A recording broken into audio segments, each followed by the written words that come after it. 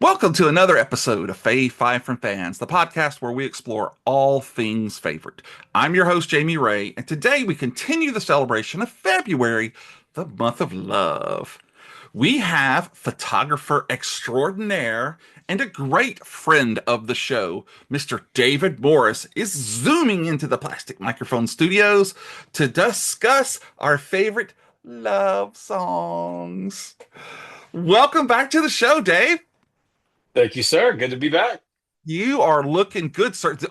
This is the respite that you're in, Yes, it isn't it? is.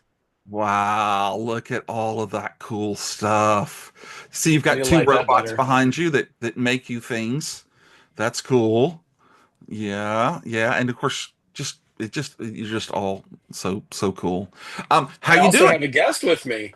Ooh, that looks familiar.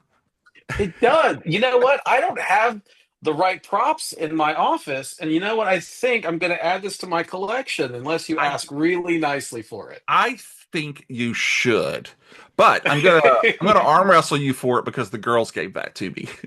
Okay, okay. I'll David was concede. nice enough to open up his house, and we did a recording this Sunday. Um, that I seem to have promptly lost the video of. Mm. And if anybody is a listener of the show, and few of my guests will know, that's not nothing new for me. Learned a valuable lesson though. So anyway, we're gonna play that one later. It was a really great episode, though. I really enjoyed it. I think we can go ahead and spoil it right now. It was J.J. Abrams projects, which was Very specific to projects. very specific. And your favorite really caught me by surprise. It usually does. Yeah, there you go. Although I Okay. will say, now Yep. that it's passed, I will interject this. A lot was happening, and I forgot to troll you because I was going to say that my favorite J.J. Abrams project was whenever he was credited as a writer on Forever Young with Mel Gibson in the 90s. Oh, okay. Well, I forgot to mention that he was also a writer in a favorite horror movie of mine called Joyride. I remember this. It was Paul Yes. Walker. Uh-huh. So all I can say is ice, ice, baby. Do, do, do, do, do, do, do, do, do, do, do. Yeah, you're right. Mm, mm, mm. Okay, so this is the second week of February, the month of love. Why love songs, sir? Well, because they're amazing and because it's Valentine's Day coming up very soon. I think it's today right now as he It releases, isn't it? is. Happy Valentine's Day. Oh. You amongst many people hear love songs a lot. That's an understatement. I hear love songs for a living. Yes. And from what you were saying earlier, you tend to see a repetitive nature depending on upon what's really popular at the time. So Right, very much. I'm guessing your list is not going to be reflective of that. No, in fact, the hardest part of making my list was to specifically avoid trends and cliches. Okay. That was the hardest part of my list because, like, I kept thinking of love songs, but then I was like, but hold on, I heard that 35 times, like in 1 month. So I'm like, okay, no, no, no, no, no. Yeah, Gotta freshen it up. there you go. Well, I am really excited. So I'm actually ready to get started if you are. Absolutely. Let's get started. So as always, I have offered the guest to have two honorable mentions. Now, notice I am not saying at least two honorable mentions, Mark. But why don't you go ahead and start us off with your honorable mentions? All right. So my honorable mentions are they kind of dip a toe into popularity, but because both of them are over a decade old, I'll take it. So the first one is Tonight Tonight by the Smashing Pumpkins. Oh, great song. Oh, Right? love. Like it's arguably probably my favorite Smashing Pumpkins song outside of the ones that were used on the Batman and Robin soundtrack, which is Yeah. the only good thing about that movie was the soundtrack. But Bat nipples. Tonight was one of those songs that the Smashing Pumpkins did that it kind of broke the mold for what they were doing. You Mhm. know, everything else was kind of rock, kind of punk. This song, it was their iris for the Goo Goo Dolls. It was theirs. You know what I mean? Yeah. So it was beautiful, and it made you kind of think twice about how you perceive the band. And then also, Billy the singer kind of was in. He was said he was taken aback about the fact that that was not what anybody wanted him to produce. Hmm. Record company was like, no, we need more of this rock stuff. Yeah. So it was interesting because as a direct result of this song both doing well and then effectively being rejected for further recording, like that style anyway, he wrote a song about what it felt like to be a captured artist, which Really? that song ended up skyrocketing. So anyway, this song to me is a very multifaceted song when it comes to appreciating what gave it birth and what it was responsible for creating in the future. Yeah. Wow. And I think one of the things that I noticed in my list that is going to come up over and over again is the videos, the music Mhm. videos. This one, that was an incredible one. I mean, it was a whole recreation of the first Man on the Moon French film from, geez, early 1900s. So really good stuff. I But don't. I'm gonna have to tell you, only one song on my list do I know the video for. oh, okay. Well, Just luckily one. you got me That's full of true. useless information. Yep, yep, yep. All right. Well, what's your other Ah, one? well, I just mentioned it, and it's Irish by the Goo Goo Dolls. Oh, okay. All right. Now, and here's the deal: it's the exact same kind of thing, which is it can't be in my fave five because it was so popular. It was Yeah. an explosive hit, but it was a long time ago. So I'll let it be in the honorable mentions. Right. But again, it's a punk band or a rock band or whatever you want to call it. Goo Goo Dolls did not do anything like that other than another song called Name, which they said, kind of disrupted it disrupted their normalcy. So Iris is the song that one could say changed the band and kind of ended it because it was such a beautiful song. No one wanted anything else. Yeah. Like, this is who you are now. This is your identity. You have written one of the most quintessential love songs of that era. I Yeah. mean, I think it was a top VH1 top 10 for 2 straight years or something like Wow. that. I forget. It was a huge song and it won so many things. It was just, and then they just gone. Yeah. So, but I love it. It was, and then also like, I remember that song so much because the movie City of Angels was such a great film. Yeah. It came out when I was finally old enough to understand like an emotional investment. Like I didn't get that up until that movie, and I was finally old enough to understand. So anyway, it's just again another song that just like really hit you. And I mean, when you're 14 years old, you think you have discovered the Oh holy yeah. grail of emotions. You think you know everything. And I remember thinking, I'm going to dance to this when I get married with the girl I was dating when I was 14. And you know how that goes. Yeah. All right, Wow. sir, your turn.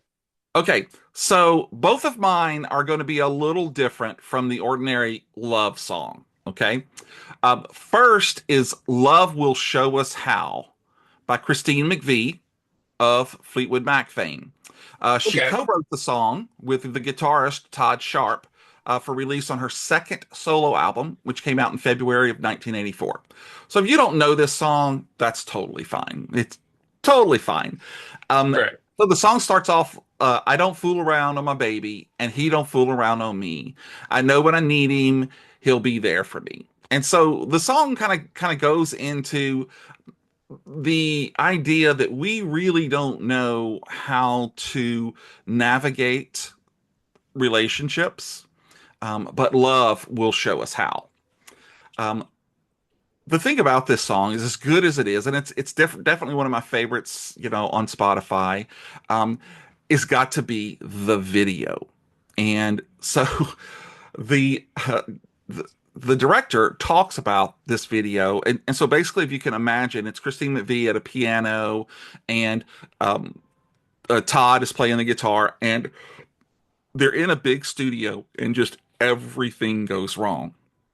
Hmm. He's like on wires, and he gets pulled up and moved side to side. The piano catches on fire, all of this stuff, and she just never stops singing. So it's also an interesting song because a lot of times you'll hear about Mick Fleetwood, or you'll hear Stevie Nicks, but a lot of times you don't hear about the stuff that she did on solo. So it was one of those times when I was just getting into music through MTV and stuff, and it's just stuck with me the whole time. So I love it. Again, I'm sure you don't know it.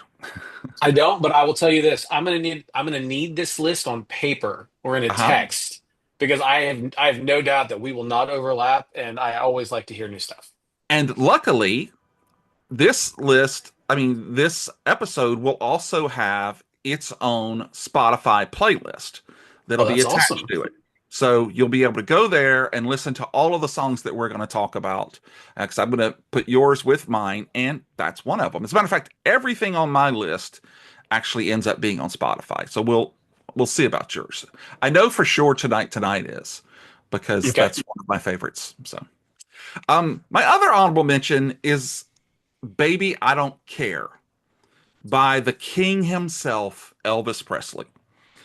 Okay. It was released as part of A Date with Elvis, which was a compilation album released while Elvis served in the U.S. Army. So back in 58, Elvis had enlisted in the Army. Hmm. And a lot of times, people will think about the fact that that was kind of where he was just kind of getting popular. And so there's this whole period, a year and a half, where he won't be touring or anything. So he and the Colonel got together and recorded some songs beforehand. And this was one of four songs that actually got released. Was very unfamiliar with this song, but as I talked about, a guy named JB, who was an Elvis impersonator. We called him the Mexican Elvis because we always saw him when we went on Taco Tuesday. He was not Hispanic, but he was always at the Mexican restaurant. So I love this. I'm actually trying to dig through to see if I can find a small bit of it to put at the end. Um, Hmm. but he talks about you don't like crazy music, you don't like rocking bands, you just want to go to the movie show and sit there holding hands. You're so square, baby, but I don't care. It's a fun song. It's a short song, but like I said, it when I heard it, I really really like it, and it instantly shot up, and it is my second favorite Elvis song of all time. So those are my honorable mentions. If you're ready, let's pop it back to you and hear your number five.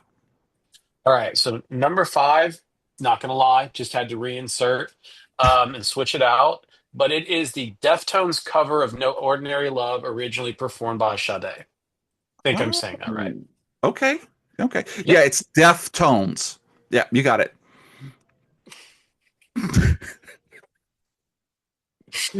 Oh man, we have to work on this humor. Well, tell us more.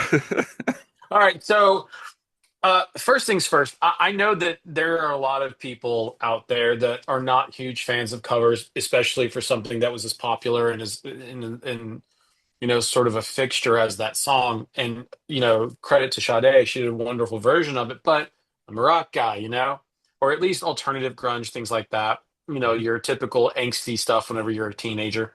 Now, I can always appreciate good writing.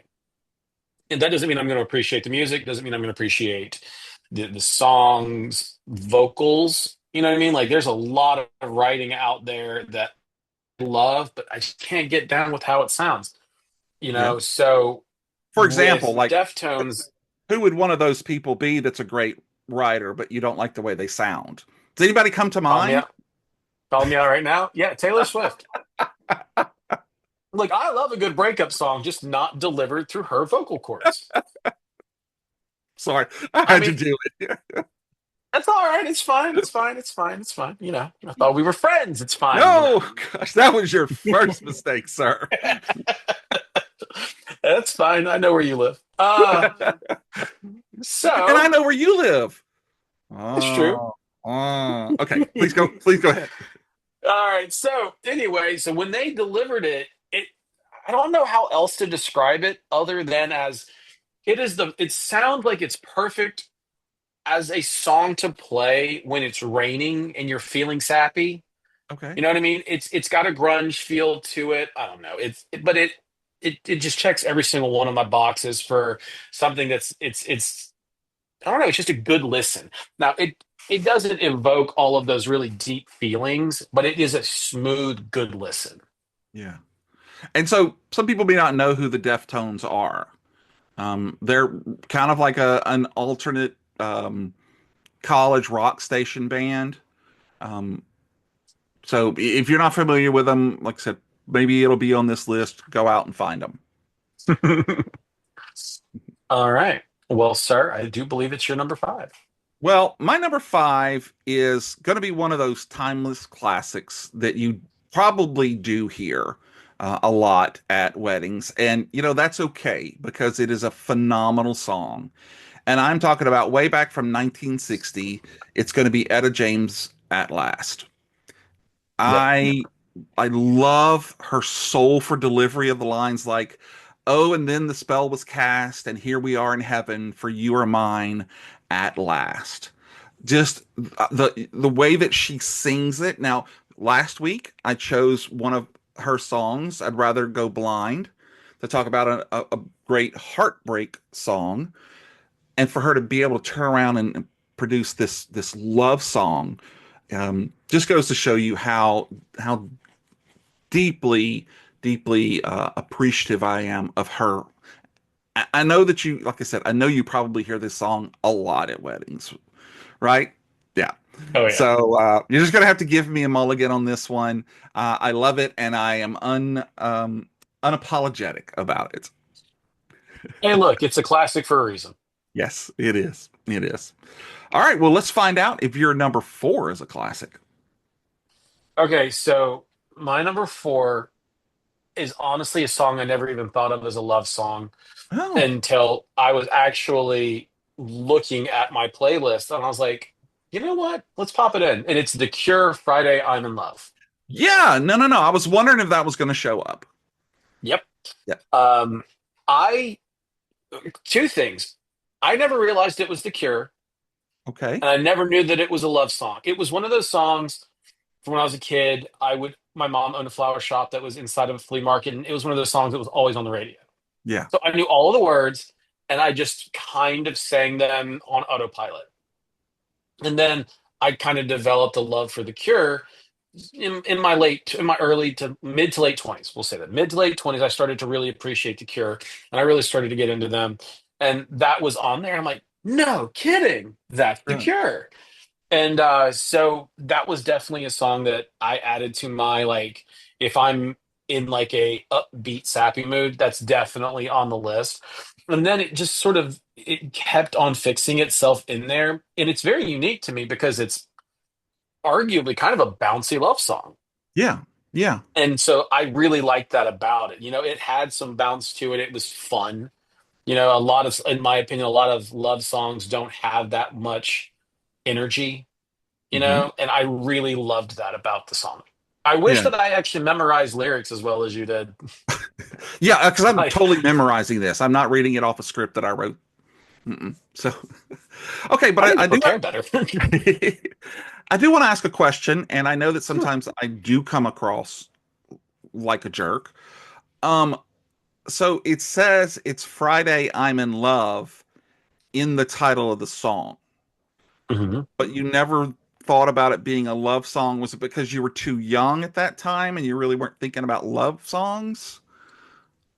Well, when you're a kid, they don't tell you the name of the song Uh-huh. and you don't read it. So you'd ever heard of Muzak? Hmm. Okay, so when I was a kid, it was just the songs that were playing. There was no DJ or anything like that. It was just Okay. a playlist of 25 songs, and it just played over. Like there's a song called "In the Middle of the Night." I only know that it's called "In the Middle of the Night" because that's the beginning of the song. Right. And so, uh, but like it's one of those songs where like you just hear it all the time, and you just Okay. autopilot. So it's a little bit. I was too young to understand, and I never really. I don't know. Again, I just never really connected the dots. I didn't even Yeah. think about what songs were back then. Right, right. You were just songs and lyrics and music. Yeah. Yeah, pretty much. Um, so it's kind of funny because that song is very different from the rest of the Cure's catalog. So I do find that that became one of their most popular songs. When I was in high school, when that album was out, I had three friends, Jean, Peggy, and Leanne, and they worshipped at the altar of Robert Smith. So I heard a lot of their music for a while. But that's an excellent choice. I like that. I appreciate that. You're welcome. All right. All right. So, Well, let me see. ready? Yep, get Mine, hit me. my number four is being brought to us by an actual, honest to gosh, knighted guy. And it is Sir George Ivan Morrison, Okay. or as he's known as Van Morrison. So again, I'm not gonna apologize. You have probably heard Moondance at half a thousand receptions. But I love, love, love this song. It actually, I got down to four songs of his, trying to choose which one I was going to use. It was this one, and Brown Eyed Girl, and Into the Mystic, and Sweet Thing. And so I actually listened to the four of them on repeat for a couple of hours until just one of them like permeated to the top, and it had to be Moondance. Um, this song has been this whole like Moondance, the album, has been in rotation for me for years and years. Um, his later music, I didn't really thrive on, but some of that early stuff, especially around this time, was just really, it was kind of that older high school boy, and you're liking girls, and you're breaking up with girls, and you're wooing girls. So the night's magic seems to whisper and hush. The soft moonlight seems to shine in your blush. Can I just have one more moon dance with you, my love? I mean, come on, those are magic, simply magic. Uh, but I didn't know until doing this research that he had been knighted. So I thought that was actually pretty cool. But Yeah, I wasn't sure where you were going with those. Night, like what? yep, yep. And you have to throw in that he actually, way back then, he was the lead singer of the group called Them. And I think that's when he sang Domino, was with Them. But anyway, if you're not a big Van Morrison fan, that's okay too. He does have some incredible music. So anyway, but what else there is to discuss is going to be your number Trace. See, that makes me want a dessert because I'm thinking Tres Trace. Leches. Anyway, all right. So my number three is Coheed and Cambria, Our Love. Okay, now I'm not familiar with this one. I can't say I'm surprised. I'm not gonna lie. Coheed and Cambria is a very niche band. It's a rock band. They're kind of thematic with almost all of their work. Everything is sort of built around a central storyline. Typically, their albums are sort of a storytelling of themselves. And I just recently got into them myself, but when I found an era of their music I liked, man, it tattooed itself to me. Really? And that was, oh man, and it's rare that I really dig into a band once, like normally I don't listen until I love it. That is not my personality. I can't grow to like something. Okay. Either I do or I don't. And this is one of those bands where I was like, man, I'm this close. I'm like, I'm so close to liking it. And I just kept listening. And then I finally, of their multiple albums, I found one. I'm like, wait a minute. That's it right there. That's the sound. That's the version of them that I like. And then that album just it hit me. And I was like, okay, I'm into it. And so this song is very much one of those like, and I mean, honestly, I'm taking a page out of your book and I'm cheating. Um, so here we go. Our love won't surrender to the odds up against us, no. But there's something about this I know we can't miss. Let's take a chance on forever. I Okay. mean, that's clobbering you over the head with affection. Yes. and I do love that. I love that they're just unapologetically affectionate. I don't think that a lot of, specifically in the genre of music that I love, I like music that is by nature angsty, that is by nature an expression of a lot of turmoil. So to find songs that take that sound, turn it on its side, and then give you something positive to latch on to is that sort of a full circle of healing, I guess.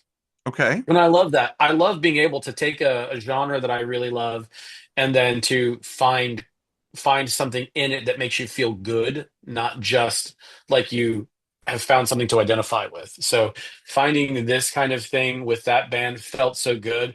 Now, specifically to this song and its delivery and its lyrics, the guy point blank says, "You are so out of my league." That is in the song. And it is one of my favorite things because it's a humbleness that can only come from a place of affection.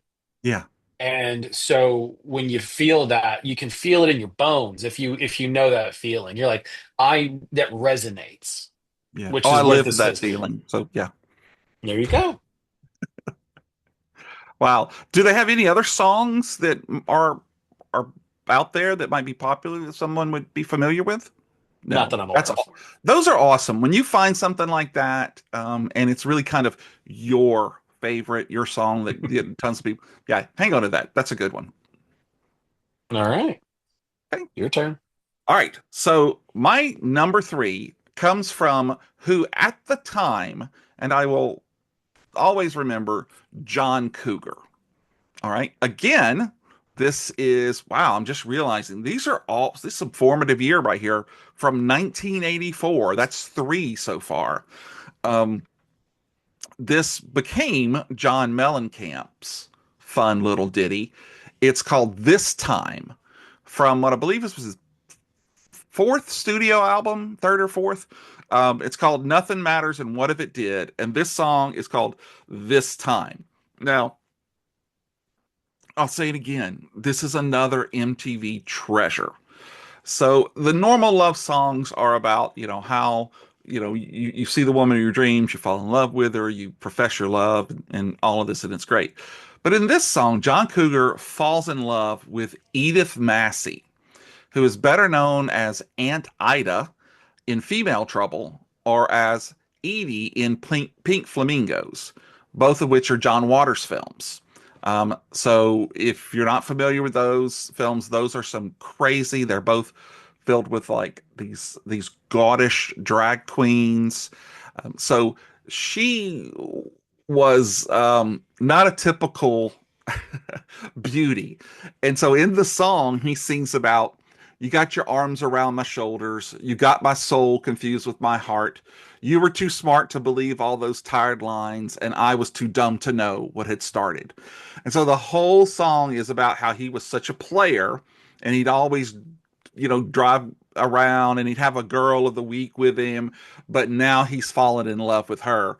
And they just have her all done up to just be as rode hard and put up wet as you can imagine. And he is just in love with her. So Oh man.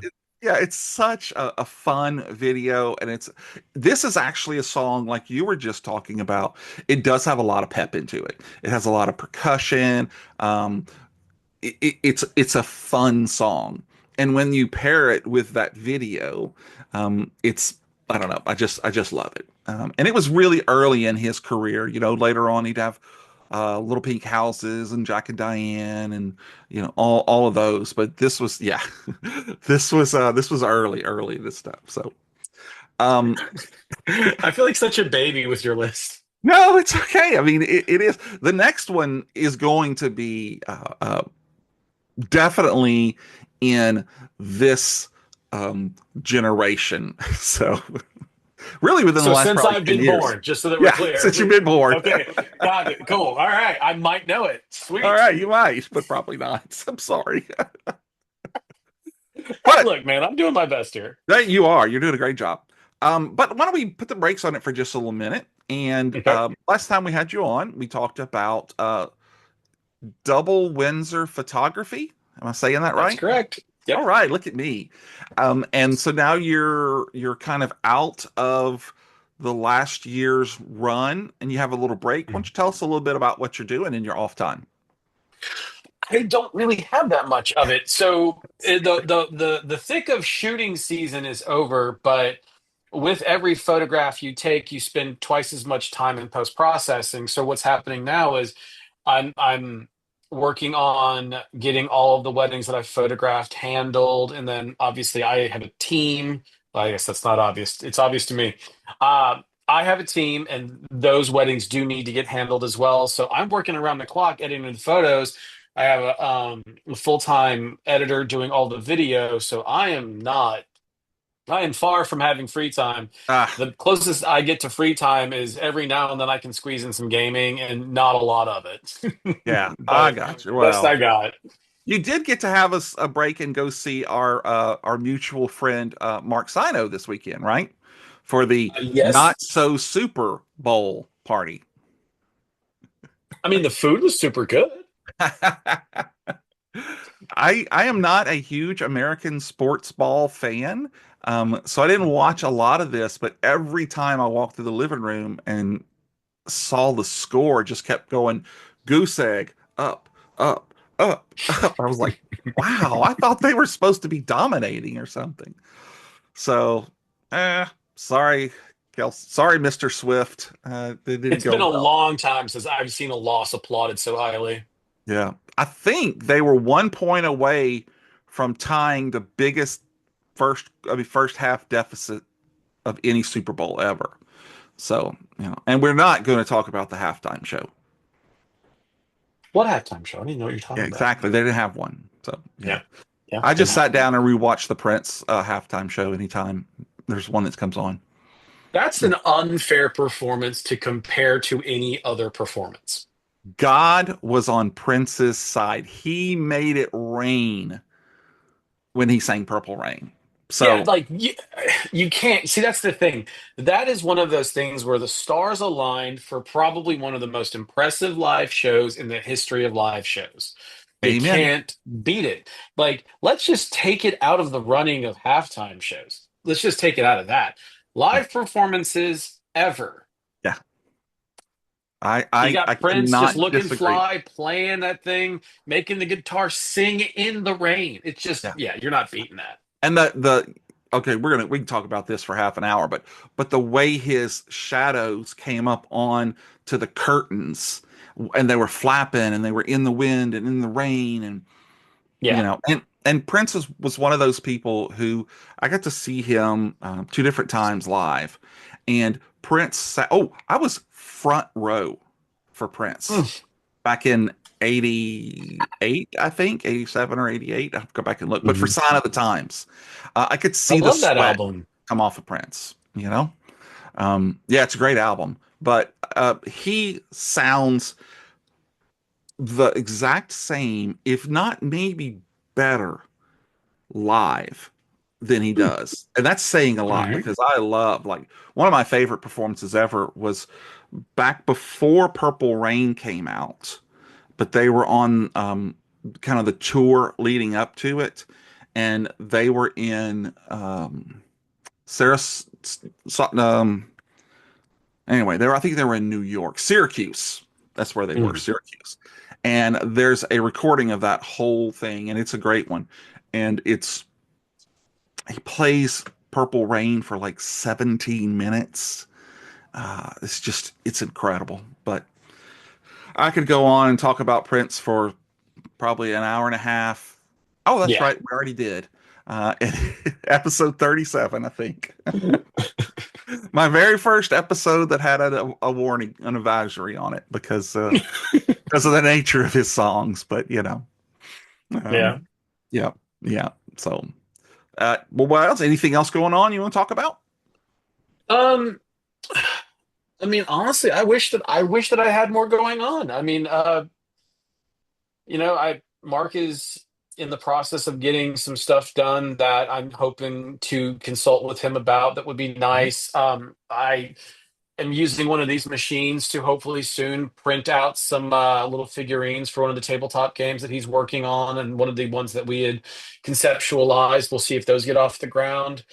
Uh, yeah, no, I'm honestly spending a lot of time just trying to buckle down and get work done, and then after that, God willing, maybe doing a little bit of traveling.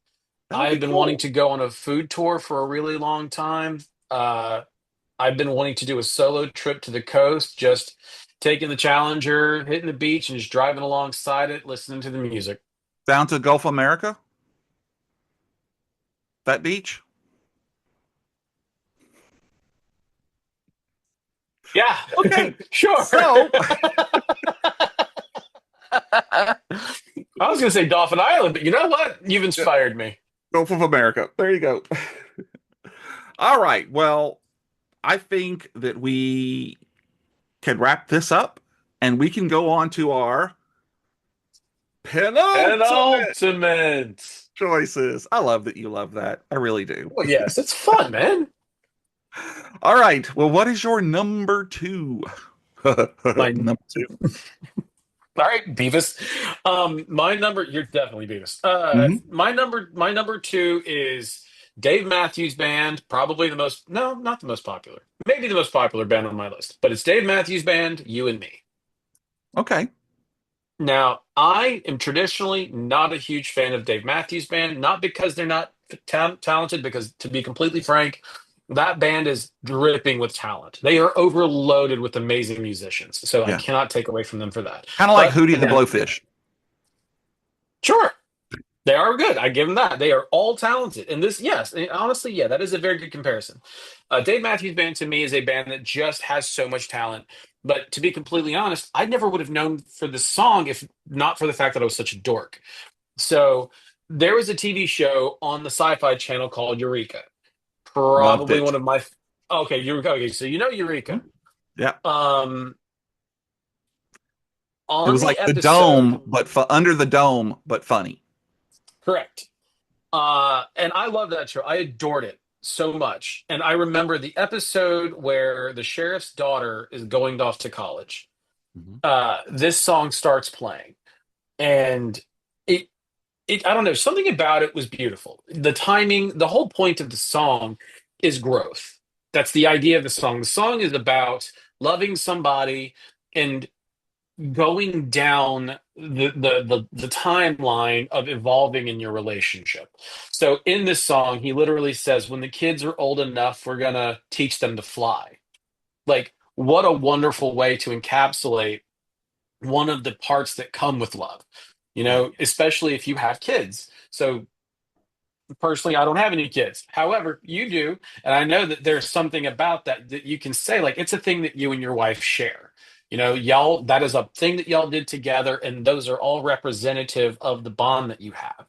Now, that is an idea is beautiful. And the way that he represents it in the song is one of those things where, while it is not generally my taste, it is a song that it beats my resistance to songs that I don't typically like. It just smashes through that wall. So I can never get enough of it. That's awesome. Now, I'm not familiar just off the name from this song, Yeah. but was it a popular one? Honestly, well, so yes and no. I know that it ended up becoming a performance that was at an award show, and they Hmm. expanded the scope of the song in so much as they added a choir. Oh, okay. And it's no, you know, and in the way that that band does, it turned into a 12-minute song instead Yeah. of a 3-minute song. You know, Yeah. they do that. But so I wouldn't say it was one of their more popular songs, but it definitely was one of their more popular live performances. I got you. All right. Well, digging it. Hopefully that's on Spotify and we add it to the list. It is, in fact. Okay. So, are you ready for my penultimate choice? You got it. All right. Well, this is a song that I was introduced to when I took Lily down to the Singer in New Orleans to see the musical Waitress, which is based on songs by Sarah Bareilles and Jesse Nelson. Fun fact, or I'm sorry, not fun fact. Interesting fact is I saw it the weekend before the weekend that the cranes fell and they fell almost Oh. on the Sanger. It was damaged. Uh, Mm. so just were able to see it right before the Sanger was shut down for months and months and months and months. When I heard this song, I instantly knew it was going to be a favorite of mine for a long time to Mm. come. Um, I do want to say that I don't usually talk about the things that didn't make the list, but it was interesting because my number two actually got down to two songs from two different musicals. And in retrospect, they were both about really odd, quirky people in love. The other song Okay. was going to be Suddenly Seymour from um, The Little Shop of Horror with Rick Moranis Oh, and that's Keith right. I Everett. Yeah, forgot about yeah. that. Love that song. But this one is called I Love You Like a Table. Um, and it's the story of Augie Onhorn, who is professing his love for one of the waitresses named Dawn Pinkett. And Augie is a very unique and quirky person, but he has found her and he's enamored with her and he is not letting her go. And he sings, I am wood and you are glue. Cover me with stuff and I will hold it up. Strong and stable, I love you like a table. So Christopher Fitzgerald and Kimiko Glenn are the actual two performers who recorded this on the original Broadway cast song, which is what's on. But Sarah actually has her own version of these songs that she sings and recorded herself. And if I'm not mistaken, it kind of came out first and then it went to Broadway. And I think they are either recording or just finished recording like a musical movie of it. So Mhm. it's a fun show. This is not the only weird song in it, but it's a lot of fun, and it tells the story about two people who find each other, two quirky, weird, and again, I'm weird, so I'm all about it. But two people who find that other part of them that makes them complete, and it's just a wonderful song. It's just weird. I love you like a table. See, now I got to hear it just to figure out what that's like. Yeah. Well, it's definitely on. It has a bass line, I mean, a drum line in it at one point. It's it's something else. So see if you can find. I believe the video is on YouTube, and you'll get kind of an idea of what it looks like and what those characters look like because they're fun people, you know. So Okay. anyway, that's going to be my number two, which means that we are at our ultimate, absolute, honey dripping favorite love songs, songs from our hearts that touch us in that place that so what's your number one? Yeah. So I know this is on Spotify, and it's arguably the most popular song that is on my list. Okay. Though most nobody knows that it's actually a love song, and that is Foo Fighters' Everlong. Yeah, no. Okay. I'm not most people. So that is a great song. That was on my long list when I first started. I Um gotcha. so please tell us about it. Okay. The so Foo Fighters is another one of those songs that I liked so early on in my life just because I liked that kind of music. I loved the timbre. I loved everything that that song brought to me. And I just sang the lyrics because they were the lyrics. And I never really dissected it because I just didn't care. Foo Fighters was a cool band. It was a rad song, and that's where it went, you know. And as I got older, I pay a little bit more attention to what I'm listening to. And then this is one of those songs where I got lucky enough. Spotify recommended its acoustic version to me. Then it slowed it down. Yeah.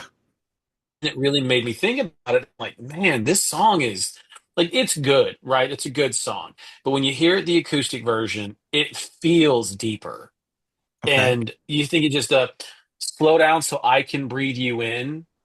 And then, you can be literal because, perfume as a smell, cologne as a smell, the essence of a person as a thing that you want to capture and you want to keep. That to me as an idea is the essence of what all of this is for. It's just Yeah. wanting to hold on to that connection, wanting to hold on to that feeling you get when you think about a person, when you touch that person, when you smell them, all of those things that fire those neurons that won't let you let them go. Right. And just, they do it in such a good and honestly in a very smooth way. Like the song delivers a lot of energy, with all the drum solos and the guitar, and it hits. And then no matter how you hear it, it gives you the same feeling because, well, at least if you're paying attention to the lyrics and you really know what you're going into. But man, I could hear the slow one and I can hear the normal one, and no matter what, I'm gonna feel that. I'm gonna feel that like, man, this is, I'm gonna feel all of that emotion. Wow. That's that's great. And Dave Grohl is just such an amazing musician. And Hmm. he seems like he's so much fun. I don't know if you've ever seen the video of him and Animal having a drum off from the Muppets. No, It's that's funny though. Oh, it is hilarious. But no, that's a really great and deep pull. You're right, though. Most people probably are not going to listen and apply those lyrics to what they're really talking about. Mm-mm. So, bravo, sir. Bravo. Good choice. I Thank you, approve. sir. I Check appreciate mark. that. Now, let's see how you did. What you got? Well, I am not going to be surprised at all if you've never heard of this song before. Okay? Because my Shocker. absolute favorite song is called If I Could Build My World Around You, as performed by the Jacksonians. And who are the Jacksonians? Well, they began in 1968 in Jackson, Tennessee. Ferris Lanier the senior managed, started, and named the band, setting his son Junior up to be the lead singer. Later on, they became Lanier and Company, but this song was originally recorded by Marvin Gaye and Tammy Terrell in 1967. So quickly, they kind of, it's got that really great Motown song. This version that I really, really like comes from a compilation album that I bought on Amazon just kind of as a lark one day. I was looking for a song that I had heard on, I think it was Bones, if I'm not mistaken. They'll throw some weird, just music kind of in the background and whatnot. Sometimes, like when they're examining evidence or whatnot. And so I Shazammed it, and it came back that it was the only place to find this was called More Lost Soul Gems from the Sounds of Memphis. And when I found that one, there was, of course, Lost Soul Gems from the Sounds of Memphis. So I ended up buying them both. And they have some really, really great songs on there that I'm not familiar with all before that time, including Search Your Heart by Rudolph Taylor and That's How I Take You by Barry Jones. But this song, it starts off with two guys talking, and they talk about how they were at the club the night before, and that they're you could kind of tell they're players. But the one guy's like, "Listen, I really found someone last night, and if I could, I would tell her." And then he goes into the lyrics, and if I could build my whole world around you, I'd make your eyes the morning sun. I'd put so much love where there is sorrow. I'd put joy where there's never been none. And it's again, it has just got a great, great Motown feel to it. And again, it's one of those songs that I remember when I heard it, I was like, man, that's a great song. I've got to find this. And ever since then, it's just one of those go-to love songs because the guy is like, you can tell he's like a real cool, like street guy, who's like hanging with his boys and they're talking about how much yeah, yeah. And then he goes into this song about, how I would build my world around you. I would, all of these things. So again, it is definitely on Spotify. It is my number one favorite love song, and you'll be able to hear it. You could go tonight after the episode's over and listen to it. Get you a little, Good, because I'm curious about all of this. Chablis, and knock it out. Well, that brings us to the end. Um, I really want to thank you, Dave, for taking the time to compile this list. Was not a task, my friend. Happy to do it. And I do want to say how great you look, by the way. Again, you've just got this whole warm glow filter to it. You're just keeping it real, sir. Look how pasty I am. You're like a model. This is genetics, dude. This Yeah. is all. This is Yeah. just being half Asian, man. I know. I don't have it. I don't have it. I look like a potato. Uh, And don't forget about the Spotify playlist that will have both of our songs combined onto that list, um, that will accompany this episode. You'll be able to find the link in the show notes, or you can just go in and type in Fave 5 Love Songs, and it'll bring you to it as well. Again, at least the ones that are on Spotify. So we thank you for listening to Fave 5 for fans, and in this case, watching, because we know that you have a choice in podcasts. Though you really don't. This is the only podcast for you. You want to you want to subscribe. You It want turned to. into the Twilight Zone. If you enjoyed the Oh man. podcast, we would be incredibly grateful if you share it with a friend or with a bunch of friends and you give us a glowing 5-star review. Um, your support, it means the world. It helps to grow the show. And like I've said before, if you really didn't like the show, it's totally fine if you still leave a really great glowing review, because you know you're a nice person and you want to do nice things. So do that. I want you to connect with us. We're on social media platforms like X, Instagram, Facebook, Blue Sky. I started doing Blue Sky. Um, I know, right? I started doing TikTok. So find me on there and let's have a conversation and let's talk about some things that are your favorites.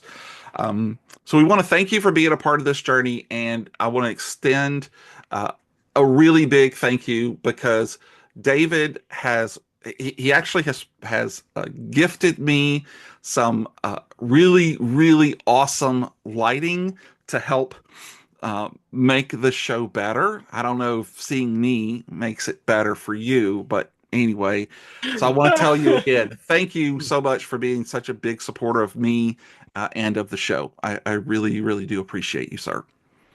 Just So keep pumping out the content, and I'll be happy to contribute. I'll do it, man. New episodes come out every Friday, unless they don't. So be sure to subscribe and follow us so that you can catch all of the episodes. And if you're out there right now, it's Valentine's Day. Um, Go give your honey a little kiss and tell them that you love them. Tell them they'll be afraid to share. Play one of these songs for them, you know, and share in that love. And join us next week where we will be talking about to continue the month of love.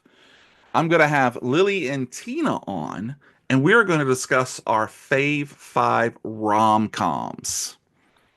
Oh, that's Right? gonna be good. Oh, it's going to be good. And Mm. then at the end of the month, we're going to have Fave 5 rom disasters. It's going to be the thrillers or the horror films that revolve around love. So, what a way to wrap up the month of love, right? Sure. Oh And man. remember, folks, it might not be the best, it might not be the most popular, but if it's your favorite, then it's good enough for us. Thanks for joining us. David, take us out. Thanks, everybody. Look forward to seeing you again. Oh, oh.